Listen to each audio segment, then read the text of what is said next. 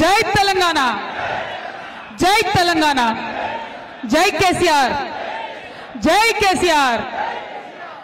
ఇవాళ జగిత్యాల్ ముఖ్య కార్యకర్తలందరితో కూడా మరి మన పార్టీ రజతోత్సవ సభ కోసం సన్నాహక సమావేశాన్ని ఏర్పాటు చేసుకోవడం, ఇంత మంచి కార్యక్రమంలో నాకు పాల్పంచుకునేటటువంటి అవకాశం కల్పించినటువంటి జగిత్యాల జిల్లా పార్టీ నాయకులైనటువంటి గౌరవనీయులు పెద్దలు కల్వకుంట్ల విద్యాసాగర్ రావు గారికి మనస్ఫూర్తిగా ధన్యవాదాలు తెలియజేస్తా ఉన్నాను. అదేవిధంగా గౌరవనీయులు పెద్దలు అన్న రాష్ట్ర స్థాయిలో నాయకత్వంలో అనేక బాధ్యతలు పోషించి మరి జగిత్యాలలో తన యొక్క అనుభవాన్నంతా కూడా మరి మనకు ఉపయోగించి గెలుపులో ఈసారి సంజయ్ అన్న గెలిచినటువంటి గెలుపులో తన వంతు పాత్ర చాలా పటిష్టంగా పోషించి మనని ముందుకు తీసుకెళ్తున్నటువంటి గౌరవ నాయకులు అన్న ఎల్ రమణన్న గారికి, కౌన్సిల్లో మేమిద్దరం బెంచ్ మేట్స్, మరి వారికి ధన్యవాదాలు ప్రత్యేకంగా తెలియజేస్తా ఉన్నాను.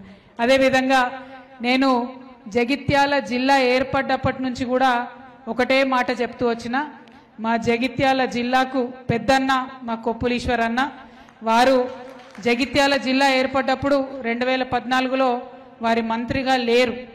ఆనాడు జగిత్యాల జిల్లా ఏర్పాటు సమావేశంలో నేను ఒక మాట చెప్పిన, జగిత్యాల కొత్త జిల్లా ఏర్పడడానికి కేసీఆర్ గారు కారణమైతే ఆనాడు ఉమ్మడి కరీంనగర్ జిల్లాలో ఉన్నటువంటి మంత్రులైనటువంటి రామన్న, ఈటెల రాజేంద్ర అన్న ఉండే, అప్పుడు రామన్న రాజేంద్ర అన్న ఆధ్వర్యంలో జగిత్యాల డెవలప్ చేసుకుంటామని మనం ఆ రోజు చెప్పుకున్నాం. ఆ చెప్పుకున్నప్పుడే నేను అన్నా, ఈశ్వరన్న కూడా ఒకనాడు మంత్రి కావాలి అని అనుకున్నాము. అనుకున్నట్టుగానే వారు కూడా మంత్రివర్గంలో గౌరవ కేసీఆర్ గారు మరి అవకాశం ఇచ్చినందుకు వారు జగిత్యాల్లో నిలబడి అనేకమైనటువంటి అభివృద్ధి కార్యక్రమాలను చేసి మనని ముందుకు తీసుకెళ్లారు. అట్లాంటి మా పెద్దన్న ఈశ్వరన్న మేము కోరినందుకు ప్రత్యేకంగా ఈ సమావేశానికి వచ్చినందుకు వారికి మనస్ఫూర్తిగా ధన్యవాదాలు తెలియజేస్తూనే ఉన్నాను.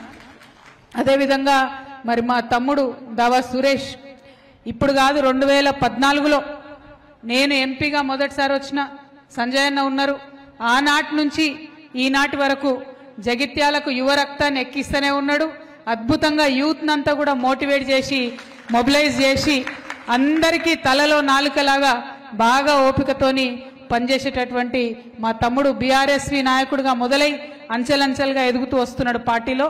కేసీఆర్ గారు డైరెక్ట్గా సురేష్ ఎక్కడా అని అడుగుతారు అని అంటే మరి సురేష్ కష్టం బీఆర్ఎస్ పార్టీ అధిష్టానానికి చేరిందనేటటువంటి విషయాన్ని కూడా తెలియజేస్తూ తమ్ముడు సురేష్ గారికి, అట్లానే సోదరి దావా వసంత గారు తొలి జెడ్పీ చైర్పర్సన్గా కొత్త జిల్లాకు తొలి జెడ్పీ చైర్పర్సన్గా అయ్యేటటువంటి అవకాశాన్ని సాధించుకున్నటువంటి వ్యక్తి, మరి చక్కగా నాయకత్వ పటిమను చాటుతూ ముందుకు సాగుతున్నటువంటి సోదరి దావా వసంత గారికి ధన్యవాదాలు తెలియజేస్తున్నాను. మరి మా అన్న 2001 నుంచి పార్టీ అద్భుతంగా సాగుతున్నటువంటి సందర్భంలో ఉద్యమ నేపథ్యంలో ఉద్యమాన్ని బలోపేతం చేయడానికి కేసీఆర్ గారితో కలిసి నడిచినటువంటి పెద్దలు ఓరుగంటి రమణారావు అన్న గారికి ధన్యవాదాలు తెలియజేస్తా ఉన్నాను. అట్లానే చాలా సీనియర్ నాయకులు కేసీఆర్ గారితో పాటు తెలుగుదేశం పార్టీలో ఉండి పనిచేసి ఆ తర్వాత టీఆర్ఎస్ పార్టీలో చేరి వచ్చినటువంటి పెద్దలు రాజేశం గౌడన్న గారికి ధన్యవాదాలు. అట్లానే మా సోదరి ఎంపీపీ సంధ్యమ్మ గారికి, మానాల కిషన్ గారికి, సరిత కిషన్ గారికి, అట్లానే సందీప్ గారికి,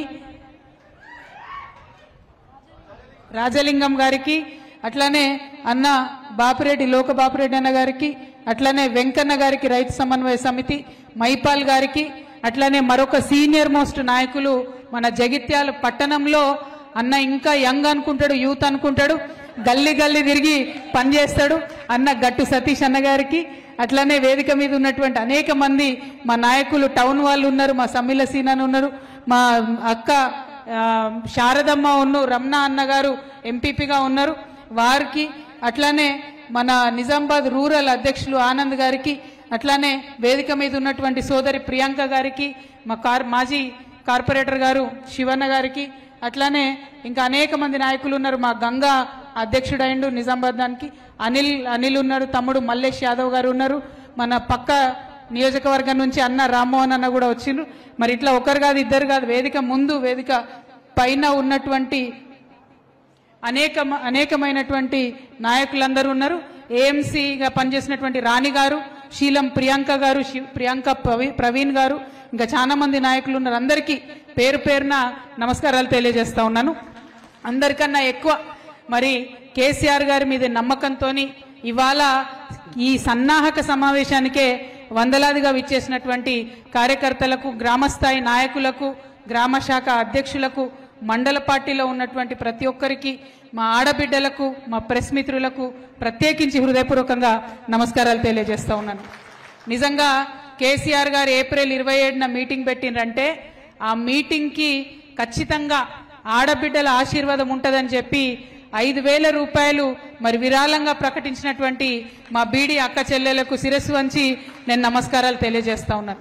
కేసీఆర్ గారు ఒక అన్నగా నిలబడి మీకు పెన్షన్ ఇస్తే ఇవాళ వారికి అండగా నిలబడి మీరు ఈ డబ్బులు ఇవ్వడం, మాకు దారి ఖర్చుల కోసమని విరాళం ఇవ్వడం, మీ పెద్ద మనసును చాటుకున్నందుకు మా బీడీ కార్మికులకు అందరికి కూడా హృదయపూర్వకంగా నమస్కారాలు. అట్లనే మా రాయకల్ తమ్ముడు శ్రీధర్ రెడ్డి ఉన్నాడు, సారీ మర్చిపోయినా, ఇంకా ఎవరిని చూసినా అందరు కూడా ఆత్మీయులు, అందరు కూడా హార్డ్ వర్క్ చేసే వాళ్ళే ఉన్నారు. ఎవరి పేరు చెప్పకున్నా దయచేసి క్షమించాలని నేను కోరుతా ఉన్నాను.